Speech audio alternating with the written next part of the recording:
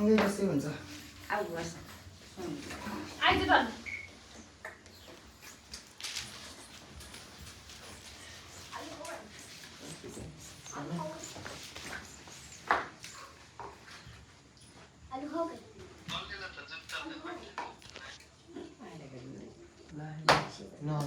हल्लेर हैरान हुन्छ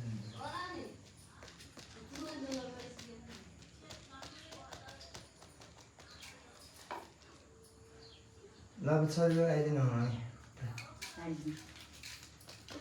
मैं टुटे लाना फेरि के त चाहिँ भिडियो गरेर आइरछ डल्ले छोरीले ट्रेनिङ चाहिँ क्लियर राख्दै चाहिँ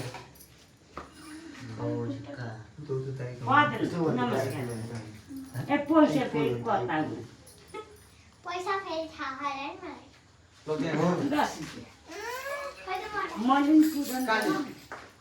डल्लेलाई सहेको थियो है रिसाउँछ पहिला दिदीलाई ल्याइदिनु दिदीलाई